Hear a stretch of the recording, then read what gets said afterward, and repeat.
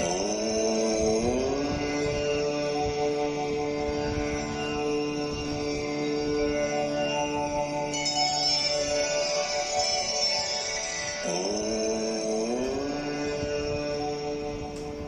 नमः शिवाय। आज हम शिव पुराण की श्री रुद्र संहिता की प्रथम खंड का 12वां अध्याय व 13वां अध्याय पढ़ रहे हैं। 12वें अध्याय का शीर्षक है देवताओं को उपदेश देना। नारद जी बोले, ब्रह्मा जी आप धन्य हैं, क्योंकि आपने अपनी बुद्धि को शिव चरणों में लगा रखा है। कृपया कर इस आनंदमय विषय का वर्णन सविस्तार पुनः कीजिए। ब्रह्मा जी ने कहा, हे नारद, एक समय की बात है, मैंने सब ओर से देवताओं और ऋषियों को बुलाया और श्री सागर के तट पर भगवान विष्णु की स्तुति कर उन्हें प्रसन्न किया। भगवान विष्णु प्रसन्न होकर बोले, हे ब्रह्मा जी एवं अन्य देवगणों, आप यहाँ क्यों पधारे हैं? आपके मन में क्या इच्छा है? आप अपनी समस्या बताइए, मैं निश्चय ही उसे दूर करने का प्रयत्न करूँगा। यह सुनकर ब्रह्मा जी बोले, हे भगवान, दुखों को दूर करने के लिए किस देवता की सेवा करनी चाहिए? तब भगवान विष्णु ने उन्हें प्रश्न का उत्तर देते हुए कहा, हे ब्राह्मण, भगवान शिव शंकर ही सब दुखों को दूर करने वाले हैं। सुख की कामना करने वाले मनुष्य को उनकी भक्ति में सदैव लगे रहना चाहिए। उन्हीं में मन लगाए और उन्हीं का चिंतन करे। जो मनुष्य शिव भक्ति में नील रहता है, जिसके मन में वे विराजमान है, वह मनुष्य कभी दुखी नहीं हो सकता।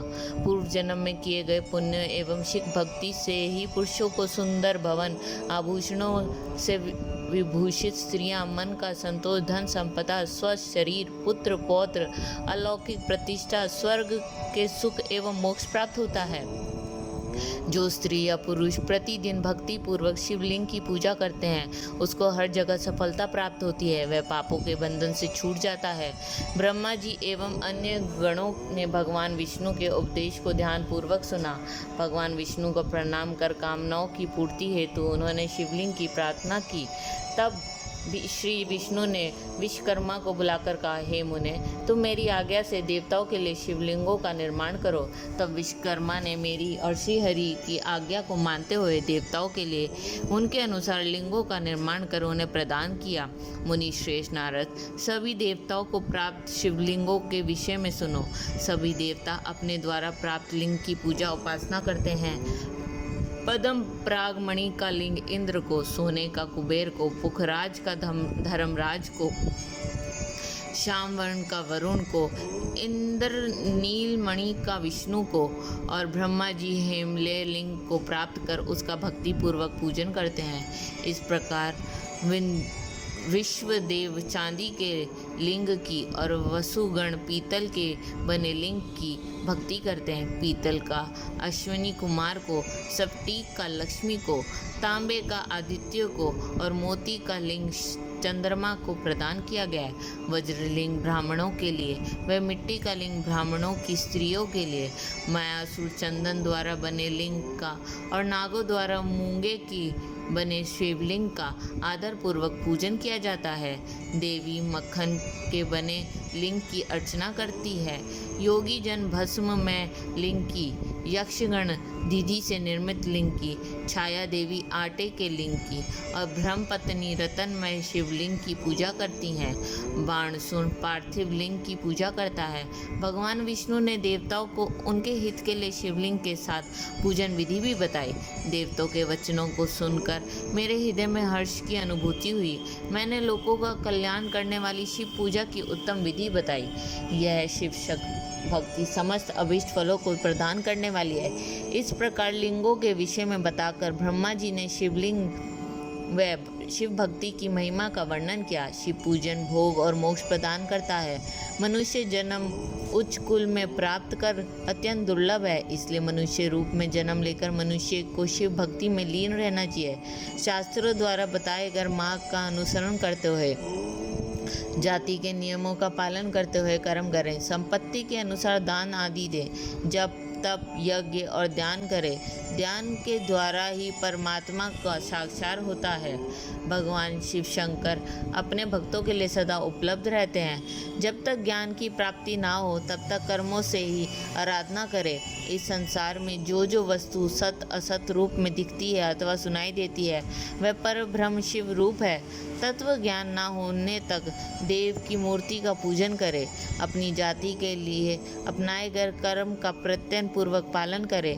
आराध्य देव का पूजन श्रद्धा पूर्वक करे, क्योंकि पूजन और दान से ही हमारी सभी विघ्न व बाधाएं दूर होती हैं। जिस प्रकार मैले कपड़े पर रंग अच्छे नहीं चढ़ता परंतु साफ कपड़े पे अच्छी तरह से रंग चढ़ता है, उसी प्रकार देवताओं की पूजा अर्चना से मनुष्य का शरीर पुण्यतः निर्मल हो जाता है, उस पर ज्ञान का रंग चढ़ता है और वह भेदभाव आदि बंधनों से छूट जाता है। बंधनों से छूटने पर उसके सभी दुख दर्द समाप्त हो जाते हैं और मोह माया से मुक्त मनुष्य शिव पद को प्राप्त कर लेता है। मनुष्य जब तक गृहस्थ आश्रम में रहे तब तक सभी देवताओं में श्रेष्ठ भगवान शिव शंकर की मूर्ति का प्रेम पूर्वक पूजन करे।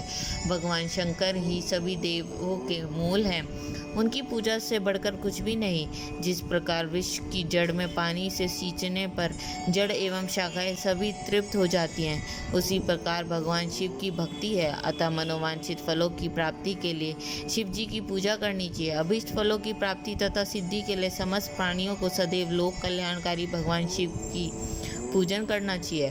13वां अध्याय शिव पूजन की श्रेष्ठ विधि। ब्रह्मा जी कहते हैं, हे नारद, अब मैं शिव पूजन की सर्वोत्तम विधि आपको बताता हूँ। यह विधि समस्त अभीष्ट तथा सुखों को प्रदान करने वाली है। उपासक ब्रह्म मुहूर्त में उठकर जगदम्बा पार्वती और भगवान शिव का स्मरण करे। दोनों हाथ जोड़कर उनके सामने सिर झुकाकर भक्ति पूर्वक प्रार्थना करे।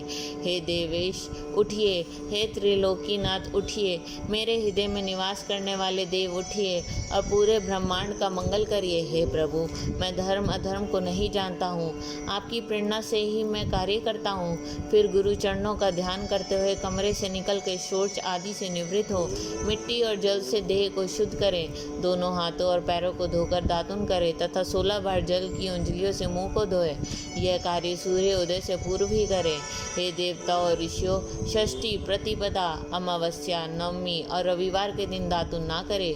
नदी अथवा घर में समय से स्नान करें। मनुष्य को देश और काल के विरुद्ध स्नान नहीं करना चाहिए। रविवार, श्राद्ध, संक्रांति, ग्रहण, महादान और उपवास वाले दिन गर्म जल में स्नान ना करें। क्रम से वारों को देखकर ही तेल लगाएं। जो मनुष्य नियम पूर्वक रोज तेल लगाता है उसके लिए तेल लगाना किसी भी दिन दूषित नहीं है। सरसों के तेल को ग्रहण के दिन प्रयोग में ना लाए।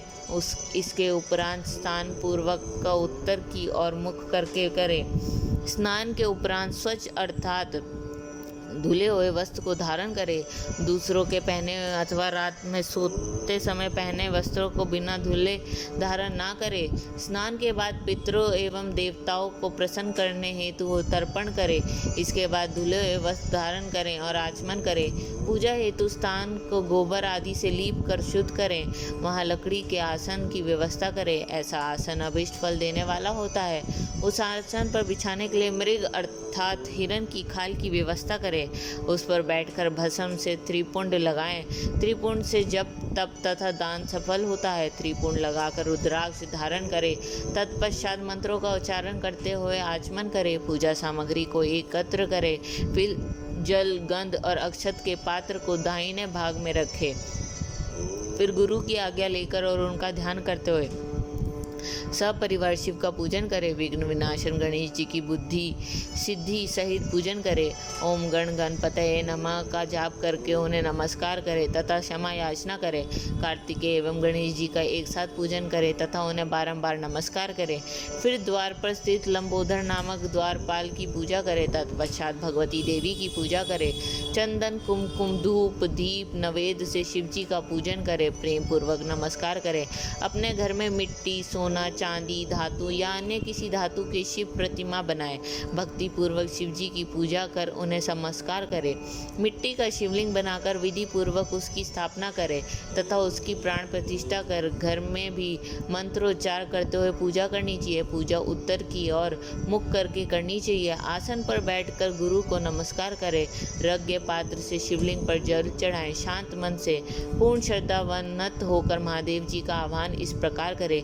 जो कैलाश के शिखर पर निवास करते हैं और पार्वती देवी के पति हैं, जिनके स्वरूप का वर्ण शास्त्रों में है, जो समस्त देवताओं के लिए पूजित है, जिनके 5 मुख 10 हाथ तथा प्रत्येक मुख पर 3-3 नेत्र हैं, जिस सर पर चंद्रमा का मुकुट और जटा धारण किए हुए, जिनका रंग कपूर के समान है, जो भाग की खाल बांधते हैं, जिनके गले में वासुकी नामक नाग लिपटा है, जो सभी मनुष्यों के शरण देते हैं और सभी भक्तगण जिनकी जय जयकार करते हैं, जिनका सभी वेद और शास्त्रों में गुणागान किया गया है, ब्रह्मा विष्णु जिनकी स्तुति करते हैं, जो परम आनंद देने वाले तथा भक्तवत्सल हैं, ऐसे देवों के देव महादेव भगवान शिव जी का आह्वान करता हूँ। इस प्रकार आह्वान करने के पश्चात उनका आसन स्थापित करें। आसन के बाद शिव जी को पाग और अर्घ्य दें। पंचामृत के द्रव्यों द्वारा शिवलिंग को स्नान कराएं तथा मंत्रों सहित द्रव्य अर्पित करें। स्नान के पश्चात सुगंधित चंदन का लेप करें तथा सुगंधित जलधारा से उनका अभिषेक करें। फिर आचमन कर जल दे और वस्त्र अर्पित करें। मंत्रों द्वारा भगवान शिव का तिल, जौ, गेहूँ, मूंग और उड़द अर्पित करें। पुष्प चढ़ाएं। शिव जी के प्रत्येक मुख पर कमल, शतपत्र, शंख पुष्प, कुश पुष्प, धतूरा, मंदरा, द्रोण पुष्प, तुलसी दल तथा बेलपत्र चढ़ाकर पार भक्ति से महेश्वर की विशेष पूजा करें। बेल पर समर्पित करने से शिव जी की पूजा सफल होती है। तत्पश्चात सुगंधित चूर्ण तथा सुवासित तेल बड़े हर्ष के साथ भगवान शिव को अर्पित करें।